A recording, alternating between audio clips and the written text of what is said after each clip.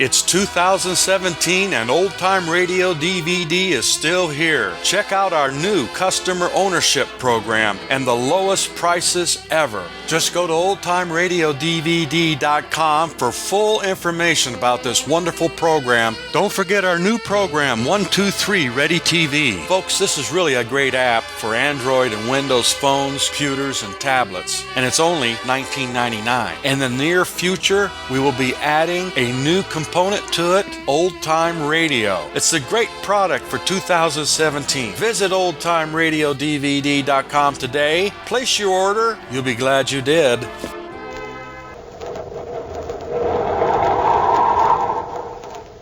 Rice Chex and Wheat Chex, the bite-sized cereals in the red and white checkerboard packages, present Space Patrol!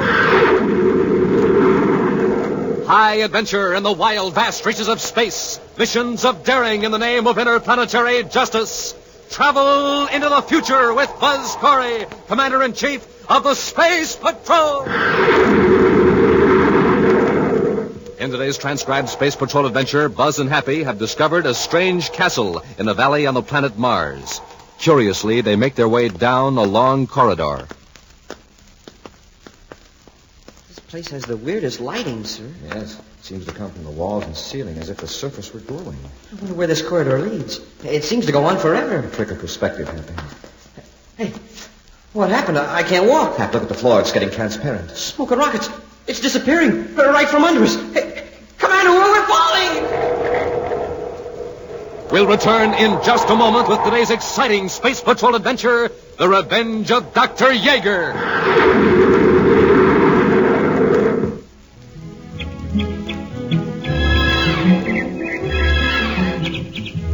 Breakfast time, Space Patrollers, the happiest time of the morning for all of you when you fill up your breakfast bowl like this with Rice Chex. Yes, Rice Chex, the triple treat cereal, tops three ways. Tops for taste, tops for size, tops for get up and go. Toasted 3 times until it's cookie, crisp, and crunchy.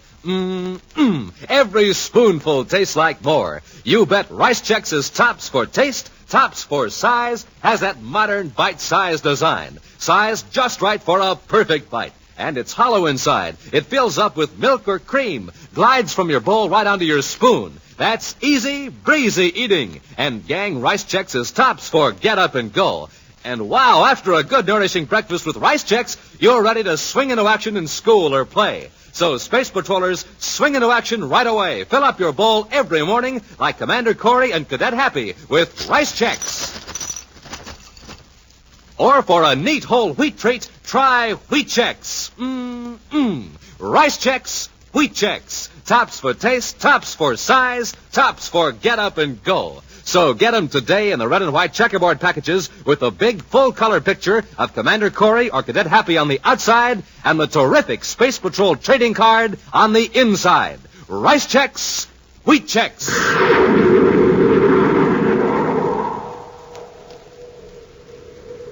And now, today's Space Patrol adventure, The Revenge of Dr. Dryeager. Commander Corey and Cadet Happy are in the Commander's space battle cruiser, the Terra 5, returning to the man-made planet Terra after a mission to Jupiter. Several thousand DUs inside the Mars orbit, Happy picks up a spaceship in the forward view scope. It's a small private cruiser, Commander. There's no sign of a rocket blast. It must be in free fall. What's its vector, Hap? I haven't reckoned it yet, sir, but well, at the rate we're gaining on it, its velocity is very low, and it doesn't seem to be on any planetary vector. Better call them. Yes, sir. It looks like a drifter to me, all right, sir. Emergency. Private Cruiser M89 calling Space Patrol Battle Cruiser Terra 5. Hey, they're calling us. It's a faint signal for such a short distance. I'll boost the gain, sir. Private Cruiser M89 calling Terra 5. I'm in trouble. Commander Corey aboard Terra 5 to cruiser M89. What's your trouble? I'm not sure. Power failure, I think. We'll join airlocks with your ship and come aboard. Corey out. Happy, stand by to operate magnetic coupler. Standing by, sir. You'll both go aboard. Bring the emergency oxygen bottle just in case.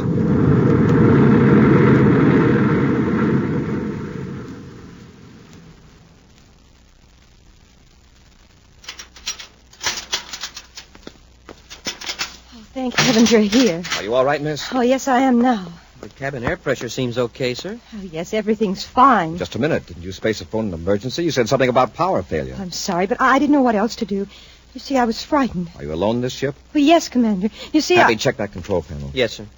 What's your name, miss? Lorna Stark. Is this your ship? Yes, I'm from Lowell City, Mars. You can check that. I certainly will.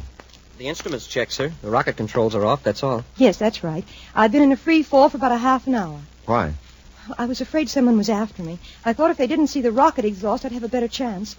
Oh, I was just praying for a Space Patrol ship to come along. You have no idea how relieved I am. You'd better have a good reason for faking a distress call. Who's after you and why? Well, I'm afraid it's going to sound very strange. That's why I wanted you to come aboard so we could talk privately. I was afraid to explain over the spaceophone. I'm listening, Miss Stark. Well, perhaps I'd better start at the beginning. Did you ever hear of a Dr. Dryeager? Yeager? Wilhelm Dryeager, the scientist and inventor. Dr. Yeager's been dead for nearly 30 years. Yes, I know. He and my father were friends. You probably heard that several of Dr. Yeager's inventions were never made public, that they're hidden in a secret castle. Dr. Yeager was quite a colorful personality from what I've read. A lot of fantastic legends have sprung up about him, but how does all this tie in with your fake emergency call? Commander, that castle of Dr. Yeager's is not legend. Yeager? Yeager. Sure. The fellow the old-time pilots talk about. The man who's supposed to have made all those frightful inventions. Weapons so terrible he never even wrote down his secrets. He did write them down, Cadet. I've seen some of the designs. Huh? Designs for what, Miss Stark? I don't recall them all now, but there was the Letha Ray. Just a minute. You mean the Letha Ray actually existed? It exists now. Where? Who has it? Well, nobody. It's still where Dr. Dryeager hid it. You don't know where it is? No, but somebody thinks I do. That's why they're after me. Well, who has reason to suspect that you know about Yeager's secrets? A man named Carl Bracker. He once worked for my father. He was present when I opened the sealed package containing documents that Dr. Dryeager gave my father. You see, Dr. Dryeager left it up to my father's judgment whether certain inventions were to be revealed. One day, about 3 years ago, I came across that sealed package. Curiosity got the better of me, and I opened it. Go on. A moment later, my father and this Carl Bracker walked in. My father was furious with me. Right then and there, he destroyed the documents. He said Dr. Dryeager was right, that people couldn't be trusted. I was ashamed and frightened. Neither Father nor I mentioned the matter again. Then after Father passed away, Bracker showed up. And wanted you to tell him where Yeager's secrets are hidden? Yes, but I told him I didn't know. He was angry. He said I'd be sorry, but he went away. Then a few days ago, this other man started following me. I just know Bracker sent him. When you saw those documents, did you notice where Yeager's inventions were hidden? Yes, but I've forgotten. I pushed it out of my mind. I didn't want to know. Miss Stark, I want to give you a brainograph test. You don't believe me? No, that's not the point. If that information about Yeager is in your subconscious, someday you might recall it or be forced to reveal it. I want to find those inventions, if they exist, to keep them from falling into the wrong hands. And the brainograph will make me remember? It'll put your thought images on a screen. Even those dim patterns and impressions your conscious mind isn't aware of. It's completely painless. Are you willing? Well, of course. Well, it'll be late when we get to Terra. I'll arrange for a room for you at the Terra Space Hotel with a guard at the door. Guard? You said someone was after you, remember? Let's get into my ship. You can tell me more about this Carl Bracker. Early the next morning, Buzz and Happy arranged with Major Robertson, Space Patrol Security Chief, to set up a brainograph test. Then they hurried to the Terra Space Hotel to get Lorna Stark. They step out of the elevator and walk down the hall. Room 2309, wasn't it, sir? Yes. Say, where's the guard? He was to stay on duty in the hall until relieved. Door's unlocked, sir. Something's wrong here. Miss Stark! Hey, Commander, look! It's the guard. He's on the floor, tied up and gagged. Just a minute, Sergeant. Happy, untie him. I'll loosen the gag. There. Where's Miss Stark? They took her away. I tried to stop them, but they slugged me. They? Yes, 2 men, a big one and a little fellow in a waiter's outfit. That's how he got close to me out in the hall. The little guy with the tray, he pulled a ray gun on me and forced me into the room. The big guy came in. Guess he'd been waiting around the turn in the hall. Here's a waiter's coat and tray on the floor, sir. How long ago did this happen? About 2 hours ago. It really tied me up. I've been trying to What get... about Miss Stark? Did she know the men? Did she go willingly? Well, she put up a squawk till the big guy got rough. But she seemed to know him, called him by name. Let's see, Bracker. That's it, Bracker. Hap, get on the phone to headquarters. Have them check the files on Carl Bracker. I want all the data on my desk when we get there.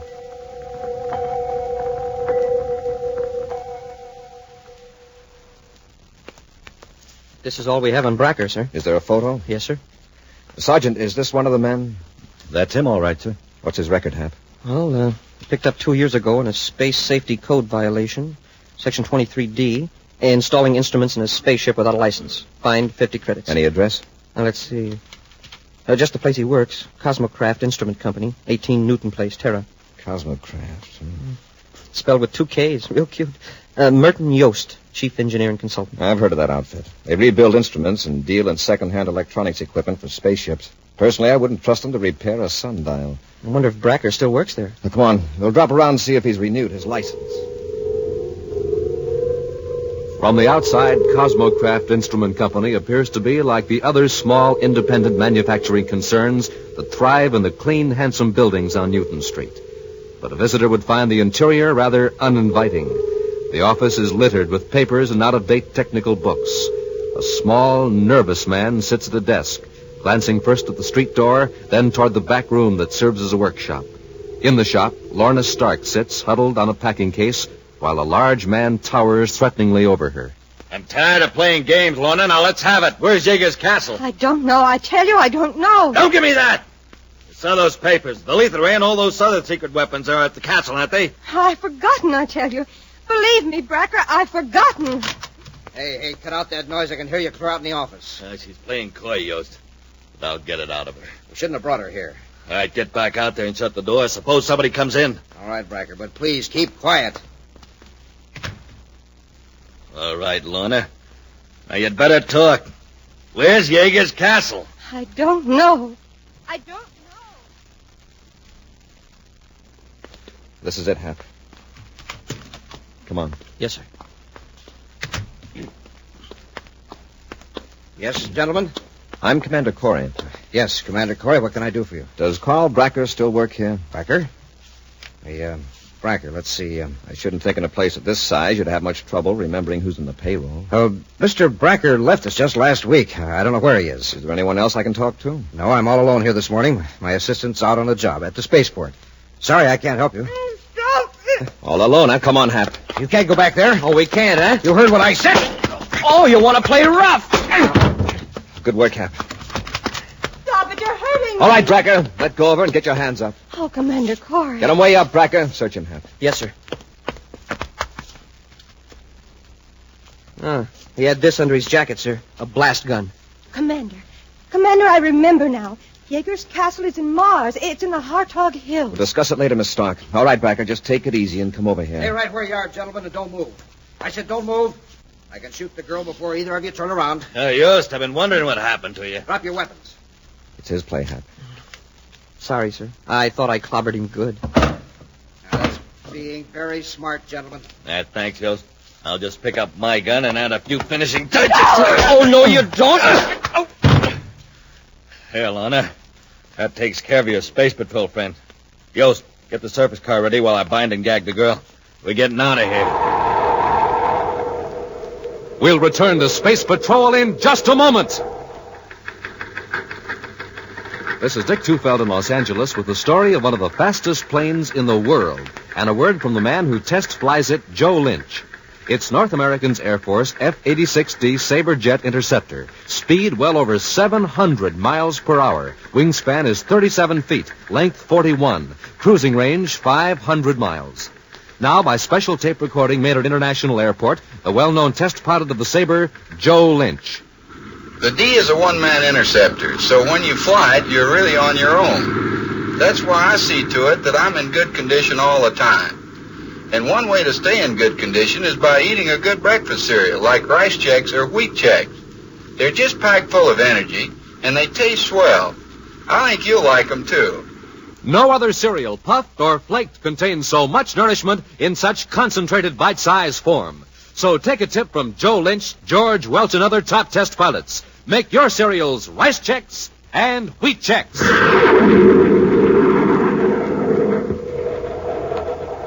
And now back to our Space Patrol adventure, The Revenge of Dr. Yeager. Buzz and Happy burst in upon Carl Bracker as he attempted to force Lorna Stark to reveal the hiding place of sinister weapons invented by the late Dr. Yeager. In the excitement of the rescue, Lorna blurted the location of Yeager's hidden castle, just as Bracker's partner, Merton Yost, intervened. Fearing resistance would endanger Lorna, Buzz and Happy surrendered their weapons. Bracker knocked the space patrollers unconscious. Then he and Yost escaped, taking the girl with them. Now, an hour later, Buzz and Happy find themselves locked in the repair shop of the dingy spaceship instrument factory on Terra. Wow. Wait till I get a hold of that guy, Bracker. He raised a lump on my head the size of Mars' first moon. Mars? Huh? That's where Yeager's castle is. Did you hear Lorna just as we came in? I was sort of busy. If I did hear it, Bracker's gun knocked it out of my mind. Whereabouts on Mars, did she say? Yes. It was right then that Yost came in, but I think I recall it. The Hartog Hills. Hartog Hills? That's a new one on me, and I thought I knew Martian geography. It's a range a few hundred miles northwest of Marquette City. And come to think of it, it's a good place to hide a castle. We're locked in. That isn't going to last more than a few seconds. We'll notify headquarters that we're blasting off from Mars. Well, gee, Commander, do you think Bracker will go there? Doesn't he know that you heard Lorna tell where the castle was? He's gone pretty far already, Hap. He may figure that it's worth taking a chance on getting his hands on Yeager's weapons. Those rumors are even half true. One man could wipe out an army with the lethal ray alone. Wow. Let's hope we find the castle before Bracker does. The door, Hap. Oh, yes, sir. Allow me. Here, Hap, I'll help you out. Now to the spaceport. Hurry. Yes, sir. Merton Yost sits hunched over the controls of a private cruiser, watching the red-tinged disk of the planet Mars grow larger in the viewscope. He turns as Carl Bracker shoulders his way through the narrow opening into the control compartment. Can't you get any more acceleration out of this old bucket? Take it easy, Bracker. We'll be over the Hartog Hills right after sunup, the way I figured. Well, you better contact Jacobs at Marquette City. We'll meet him out in the desert. He can fly us to the Hartog Hills to look for the castle. Smart idea. When we locate Yeager's hideout, there won't be a grounded ship there to give us away. Sometime later, another ship enters the thin, cold atmosphere of Mars. As Buzz handles the controls, Cadet Happy compares the terrain in the viewscope screen with the detailed 3D projector chart of this sector of the surface of Mars. Hartog Hills appearing in the screen now, sir. And so far, no sign of any ship that might be Bracker. I'll bet he didn't have the nerve. Well, let's not underestimate him, Hap. No, sir. You sure were right when you said the Hartog Hills were a good place to hide a castle. Those rock formations are sure confusing. I'll cut our altitude, Hap, and place back and forth across the range. Now the viewscope scanning beam to a small arc. Yes, sir. Crisscrossing the range of hills, Buzz and Happy examine the terrain from every angle, peering down into steep-walled canyons, bouncing scanning beams off weirdly formed rocks, and probing into vegetation. Then, for a fraction of a second, a formation appears in the viewscope that causes Buzz and Happy to exchange glances. Well, was it or wasn't it, sir? We're going to circle back and make another pass over that canyon at a slightly different angle of approach. What we saw might have been a natural formation. I've been staring at different shapes of rocks for so long, I don't think I'd recognize a castle if it had a sign on it. We'll know in a minute, Hap.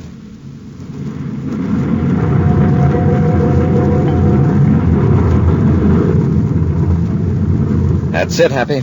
Yes, sir. I can make out columns and even steps. But wow, what a job of camouflage. Yeager built the entire facade of an enormous building right against the wall of a canyon. Magnificent. Yeah, if we'd flown over at another angle, well, we never would have seen it. There's no sign of another spaceship near here. Yeah, but there's plenty of room to land in front of the castle. Well, we'll land and have a close look at Yeager's castle. A few moments later, Buzz and Happy stand before a beautiful facade of a building constructed against the wall of the cliff. Broad steps lead up to a gigantic door. Gee, Commander, now that we're right in front of it, I wonder why we didn't notice it from the ship. Every line of that building was cut to blend with the cliff when seen from a height. It's a beautiful job, Hap. Yeah, look at the size of that door. We'll probably have to get something from the ship to blast it open. Let's go up and examine it first. Uh-oh. Commander, the door, it's swinging open. Somebody's in there. Have your ray gun ready, Hap? Yes, sir. There's no sign of anyone. The door may have opened automatically. I'll go in first, Hap. Smoke and rockets. Look at the size of this hall. Hey, Commander, the door, it's closing. We better get out while we can. Hurry.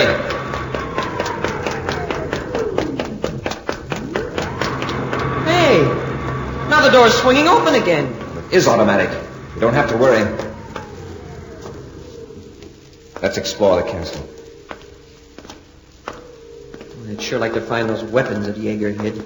That may take time, judging by the size of this place.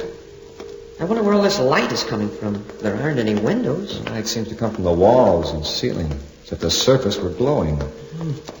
Imagine building a place like this inside a hill where nobody can see it. Yeager was a genius, all right, but I think he was a little nuts. Well, at least he was sane enough to try to keep dangerous weapons out of the hands of people he thought might misuse them. Yeah. I wonder where this corridor leads. Seems to go on forever. Trick of perspective, Happy. Hey, what happened? I can't walk. Have to look at the floor. It's getting transparent. Oh, smoke and rockets. It's disappearing. Right from under us. Commander, we're falling! Buzz and Happy plunge downward in total darkness. Any moment they expect to land with shattering suddenness on some hard surface. But seconds pass, and they keep plunging down into the blackness. Commander, I'm slowing down. Yes, so am I. We're at the bottom.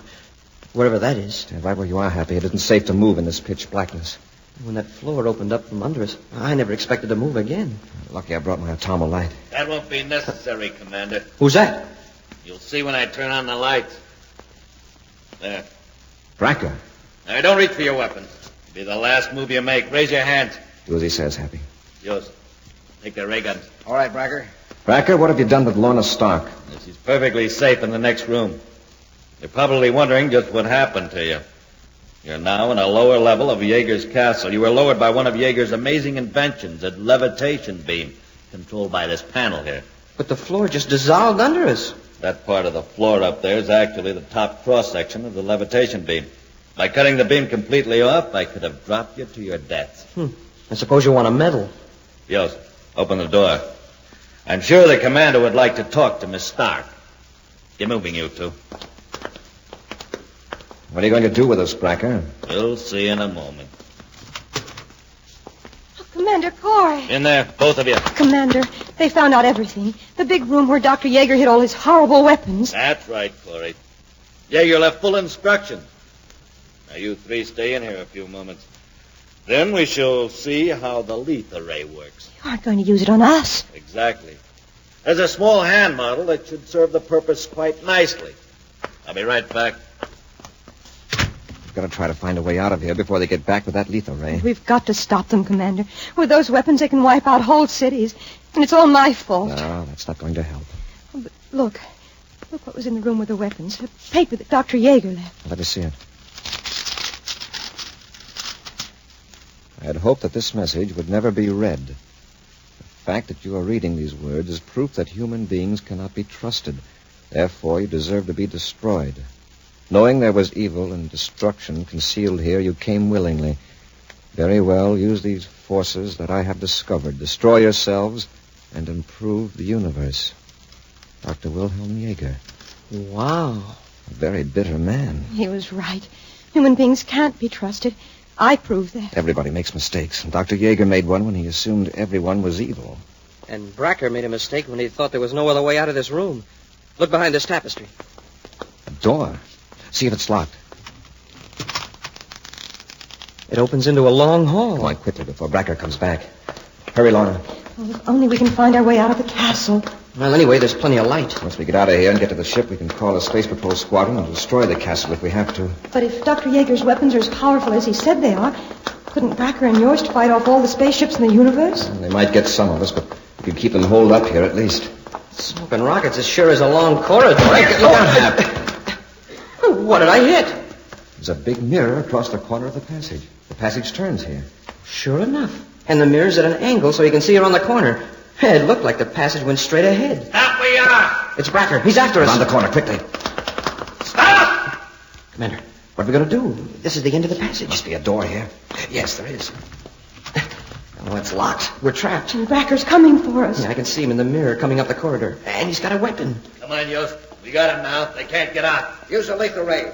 I want to get a little closer. Hey, Commander, does he think that lethal ray shoots around corners? He doesn't know he's aiming at a mirror.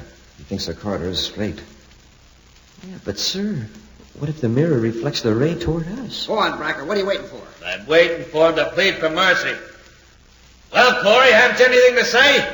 Don't talk. Keep perfectly quiet. All right, then. We'll see how Jaeger's lethal ray works.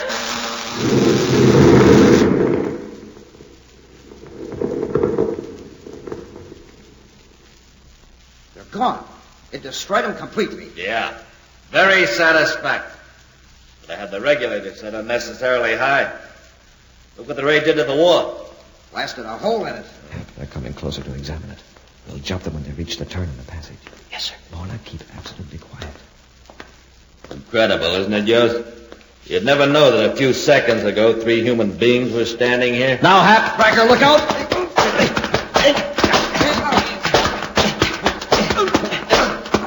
I'll take that weapon, Brackett. All right, Bracker, get up.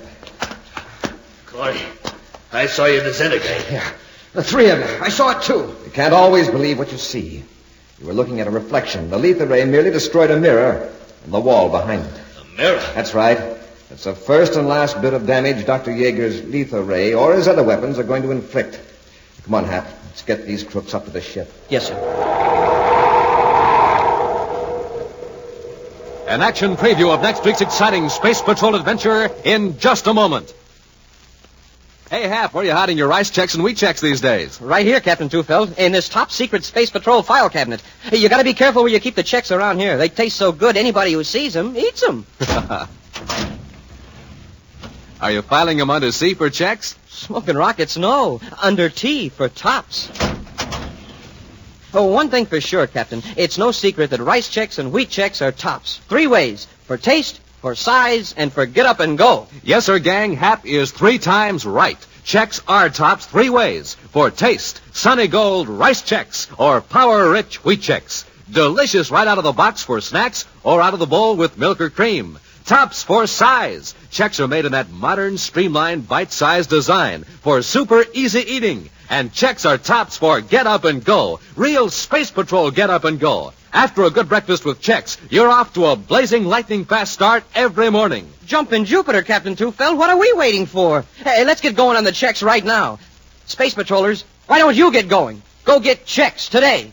Look for them in the red and white checkerboard packages with the swell picture of Commander Corey or Cadet Happy on the outside and the wonderful free Space Patrol trading card on the inside. Rice checks. Wheat checks.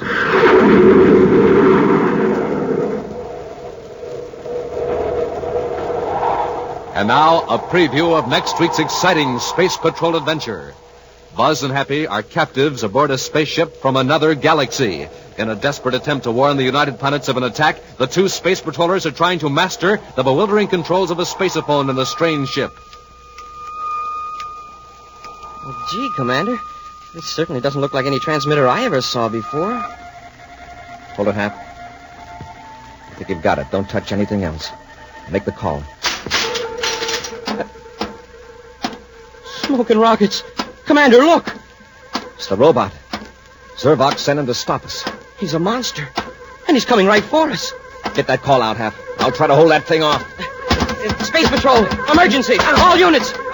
It's got me. Be sure to join us next week for the thrilling story, The Visitor from Galaxy 9, when Rice Checks and Wheat Checks again present Space Patrol! Space Patrol, created by Mike Moser, starring Ed Kemmer as Commander Corey and Lynn Osborne as Cadet Happy, was written by Lou Houston, produced and directed by Larry Robertson, executive producer Mike Devery. Other players were Virginia Hewitt, Norman Jolly, and Ken Mayer. Dick Tufeld speaking. Now, don't forget to tune in next Saturday and every Saturday when Rice Checks and Wheat Checks again present Space Patrol. Be sure to see another exciting Space Patrol program on your local ABC television station. Consult your local paper for time and channel. This program is broadcast to our armed forces overseas through the worldwide facilities of the Armed Forces Radio Service. Space Patrol came to you transcribed from Hollywood.